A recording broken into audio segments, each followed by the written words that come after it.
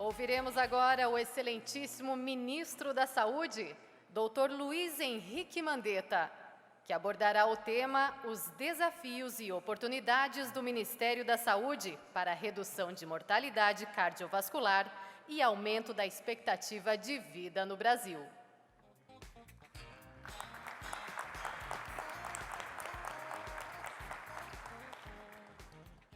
Boa noite a todos. Em tempo que cumprimento o prefeito de Curitiba, Rafael Greca de Macedo. Antes de eu cumprimentar todo mundo, prefeito, como faz bem ao coração ver o senhor falar da nossa magnífica Curitiba. Acho que todo mundo se envolve. Contar uma historinha para vocês. A primeira vez que eu vim a Curitiba estudar um congresso, o Cunha deve estar por aqui, da ortopedia. Era o ano de 1994. Então, já lá se vão 25 anos atrás. Eu tenho 30 de formado, então eu tinha 5 de profissão. Foi um dos primeiros congressos que eu vim. E ele fez uma fala dessa. E eu saí e falei, pô, queria votar num cara desse, queria ter um prefeito desse perto de mim. Então, aqui tem um fã e um eleitor, viu, prefeito? Cumprimento João Vicente Vítola, presidente da Sociedade Paranaense de Cardiologia, meu amigo Luciano Duce, deputado federal, a Márcia Cecília Ossulac, secretária municipal de saúde aqui da nossa Curitiba, Rodrigo Sete, presidente desse congresso, meu amigo Marcelo Queiroga, presidente da Sociedade Nossa de Cardiologia.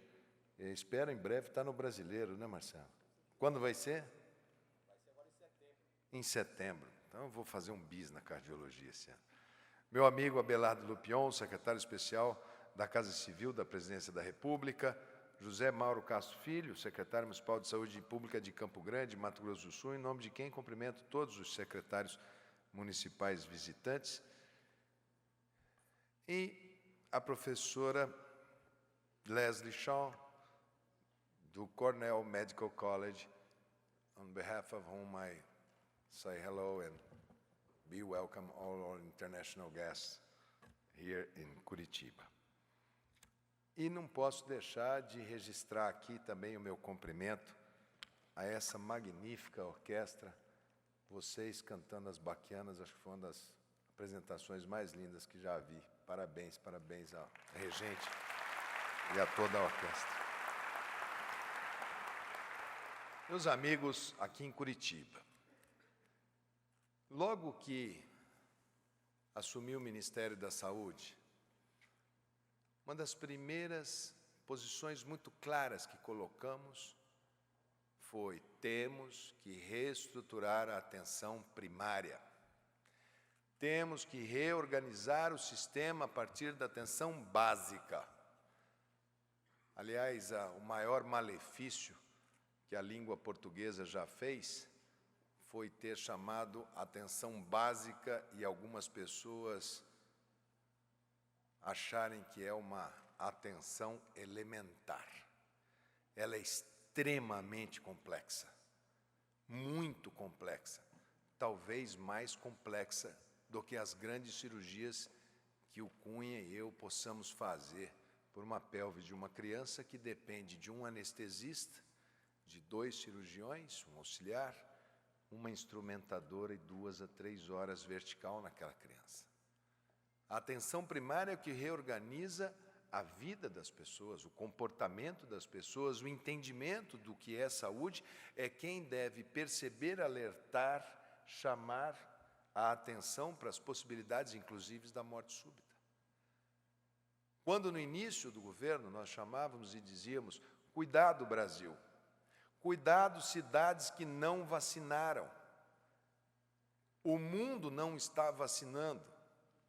E o Brasil, que tinha no seu Programa Nacional de Imunização, um dos seus maiores pilares, perigosamente abaixava os seus limites de segurança. Lançamos um movimento chamado Movimento Vacina Brasil e alertamos: vacinem.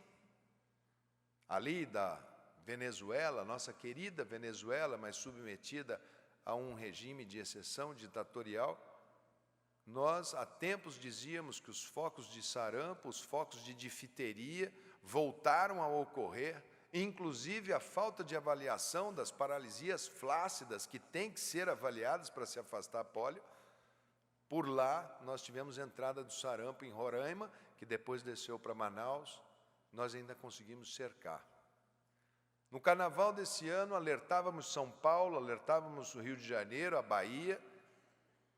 Inúmeros navios vindos da Europa, dos Estados Unidos, com turistas com sarampo a bordo. Tivemos que parar quase 8 ou 9 navios para fazer vacinação de 7, 8, 10 mil pessoas. Mas e aqueles que desembarcavam no período de incubação? Nós sabíamos que depois do carnaval poderíamos ter problemas. Se a vacinação, que é a política que mais emblematiza a atenção primária, estava do jeito que estava, imaginem as demais políticas de atenção primária. O Brasil tentou, de uma maneira, eu diria, precipitada, fazer uma atenção primária pela quantidade. Se eles não têm nenhum médico, põe qualquer um lá vestido de branco, porque, afinal de contas, se não tem ninguém, esse daí serve. Mas alguém vai certificar se é médico ou não é médico? Não, não precisa certificar, mande assim mesmo. Ninguém quer ficar lá mesmo. É quase como se nós tivéssemos uma vida do interior e uma vida da capital. Não existe. Vida é vida. É como se você tivesse feito uma opção. Naquele momento, o país fez uma opção pela mediocridade. A mediocridade de não respeitar o mérito. Um programa que nós tínhamos como critério de inscrição quem digita mais rápido na internet. Se você estiver numa cidade com a internet lenta, você não entra. Um critério de permitir, por mais absurdo que seja, em pleno século XXI, que um país negocie com outro país o trabalho de uma pessoa e pague para o outro país por esse trabalho. Todas as vezes que a humanidade, uma nação, negociou com outra nação o trabalho de pessoas, seja pela cor da sua pele, pela sua condição social, pelo seu conhecimento, foram as páginas mais absurdas da humanidade. Por isso, o Pacto de Genebra deixou muito claro que países não negociam pessoas, porque pessoas não são coisas, pessoas não são commodities. Quando nós atravessamos esse período, olhando e dizendo, e agora qual será o mais complexo? Nós passamos de 148 faculdades de medicina para mais de 300. Nós saímos de uma formação de 13 mil médicos esse ano para mais de 30 mil. Devemos chegar a 35 mil. Vamos formar 350 mil por década, Jurandir. Dos 30 mil que formamos, quantas vagas temos para a residência médica e especialização no Brasil? 16 mil, 17 mil. Estão ficando 14, 13 mil médicos recém-formados sem formação nesse país. Como fizeram um alarde muito grande, nas Américas queriam que não viessem os brasileiros que estavam estudando no Paraguai e na Bolívia. Colocaram lá como critério que não seriam admitidos no programa médicos brasileiros oriundos de países cuja relação médico por habitante fosse inferior a 1,8 por 100 mil.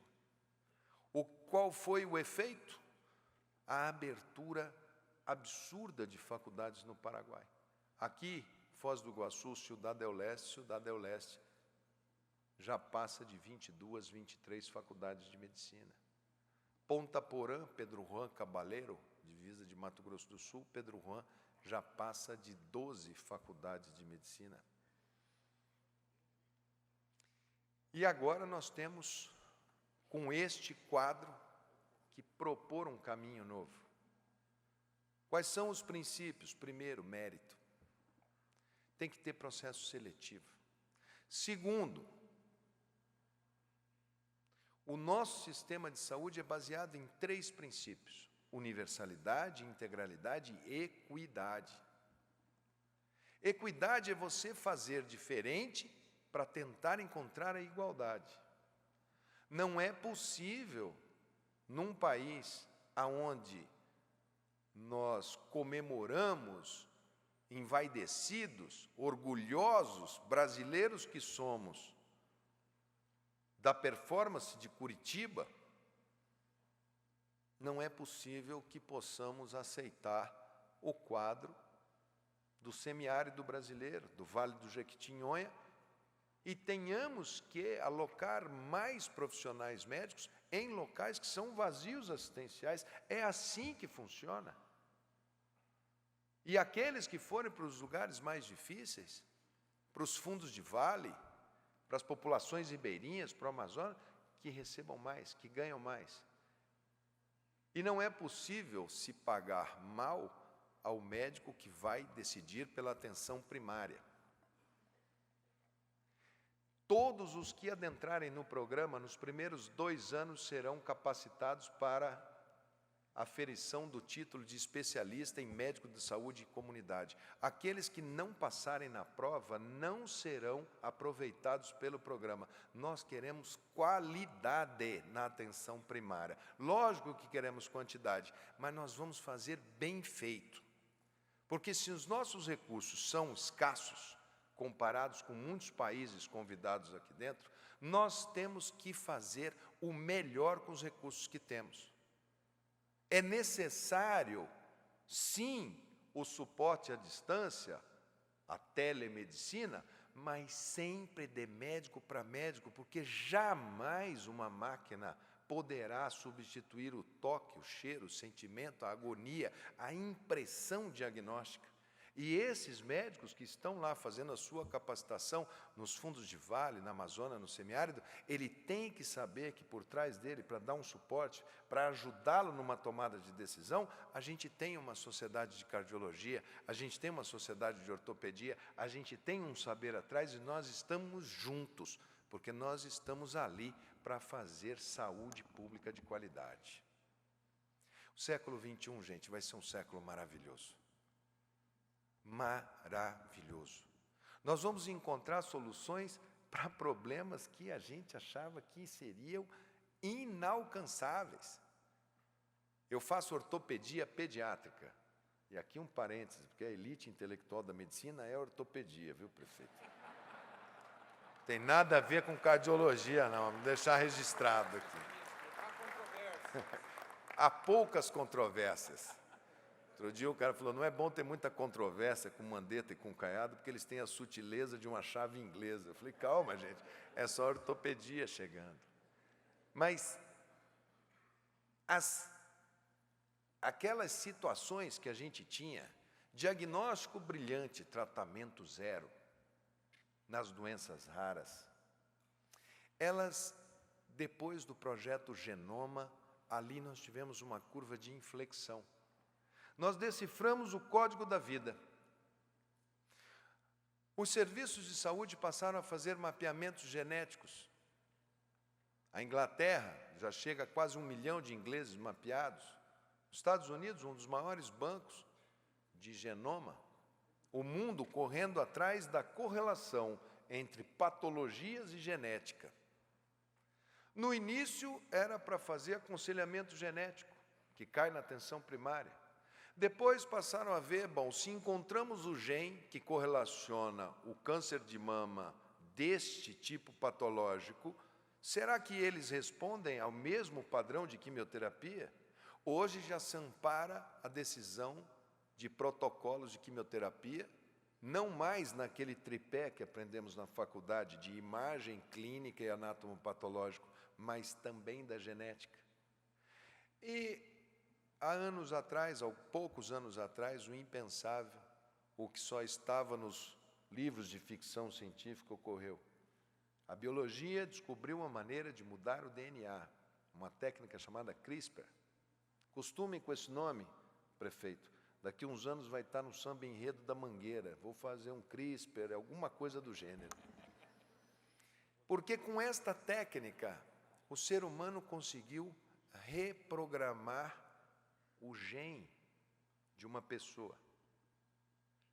Há um mês atrás, a FDA deu o registro para a primeira terapia gênica da atrofia medular espinhal, a AME.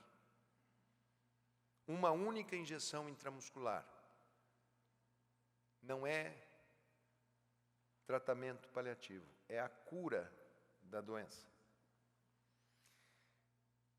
O FDA deu o registro e no dia seguinte, nós comemoramos, no dia seguinte veio o preço, $2.800.000 por paciente. Nós temos 1.500 pacientes no Brasil. Multipliquem e façam as suas contas.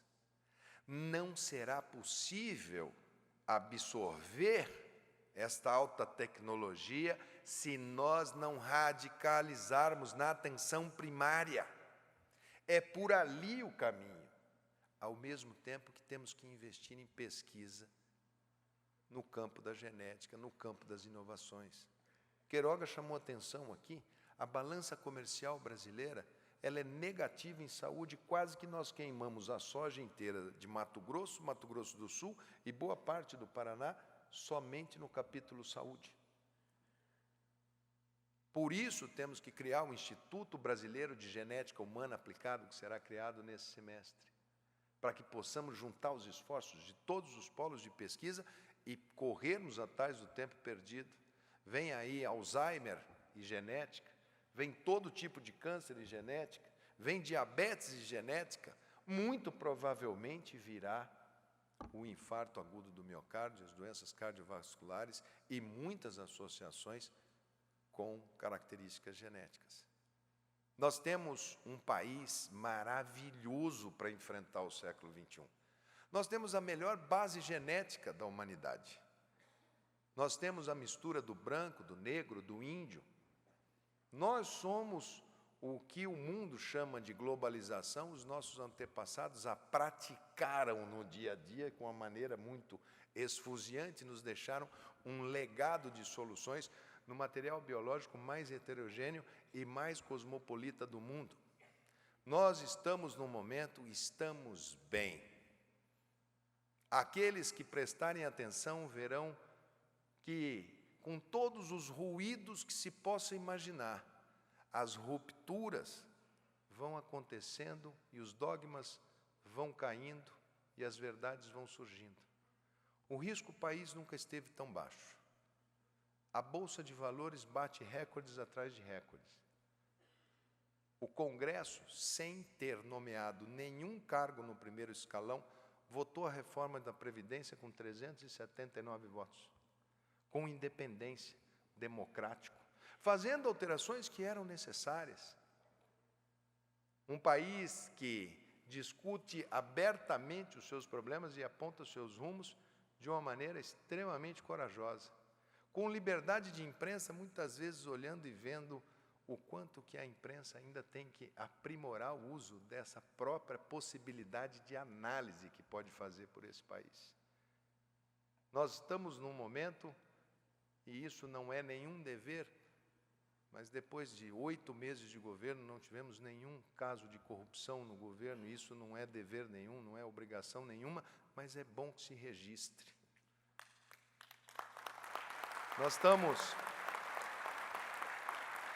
Nós estamos em 7, 8 meses de governo, o país que nos últimos 15 anos tinha assinado 2 acordos comerciais, um com a Palestina e um com o Egito. Nós fizemos o acordo Mercosul, Comunidade Europeia. Nós iniciamos as tratativas para o acordo Brasil-Estados Unidos. Nós vamos para o acordo Brasil-Japão, Brasil-Indonésia. O eixo político das Américas, que tinha saído para o grupo do Pacífico, volta a ser o Brasil, e o Brasil volta a ser o protagonismo das Américas. O Mercosul se reforça, não por viés político, mas pela própria decisão de temos que ser um bloco econômico de verdade e franco, As privatizações se iniciam, a infraestrutura volta. Nós devemos, sim, dar passos muito importantes para recuperar uma década perdida. Década que colocou milhões de jovens na fila do desemprego. Década que fez milhões de famílias se endividarem porque embarcaram não na economia de produção, conhecimento, como vimos aqui demonstrado aqui em Curitiba, mas naquele transe do crescimento pelo consumo, do crédito barato, do crédito fácil, e que depois paga o seu preço pelo consumo irresponsável, pela bolha de crescimento. O país está num caminho que não tem volta para o seu sucesso. Nós temos Curitiba, nós temos a USP, nós temos o Rio de Janeiro, nós temos a Bahia. Eu fiquei encantado com a pesquisa na Universidade Federal do Rio Grande do Norte, no Laboratório de Inovações em Saúde. Nós temos Parque Petroquímico. Nós estamos prontos, nós somos bons. E nós só conseguiremos fazer jus a tudo que foi dado para nós de beleza, recurso mineral, recurso vegetal, se nós soubermos cada um o seu papel a cumprir nessa sociedade. E aqui eu parabenizo a Curitiba, parabenizo a Sociedade Paranaense de Cardiologia, Sociedade Brasileira de Cardiologia, parabenizo aos músicos, vocês são o perfume da vida. Parabenizo a todos aqueles que se deslocaram de suas casas para estudar numa quinta-feira e vão atravessar uma sexta-feira estudando. Isso é dar exemplo de que a gente quer chegar lá. Parabenizo a todos os convidados internacionais por terem atendido a esse chamado de um país que quer aprender dentro da sua humildade, mas também quer mostrar o que tem de bom, o que sabe e o que pode fazer. O nosso SUS é o segundo maior sistema em transplantes cardíacos do mundo. É do nosso sistema de saúde onde praticamente todos os procedimentos diagnósticos são feitos dentro desse nosso país para a grande massa de trabalhadores que chegam a quase 90% da população, 86% para ser mais preciso. É dali que nós vamos tirar grandes soluções. Acreditem, o Médicos pelo Brasil é o início da reestruturação. A próxima vai vir no financiamento variável da atenção básica, que já é para demonstrar ali na frente, na média complexidade, o pagamento por desfecho clínico. Não é possível pagar igual para quem faz melhor e quem faz pior. Quem faz melhor tem que ganhar mais. É da natureza humana. E nós vamos buscar o mérito. E vamos sim chegar no pagamento variável. Eu tenho certeza que não vamos resolver todos os problemas, mas vamos redefinir as bases de um sistema que precisa sim ser equânime, solidário, mas principalmente, genuinamente brasileiro, que reconhece os nossos problemas e encontra em vocês os parceiros ideais para solucioná-los. Um bom congresso, um bom evento a todos vocês.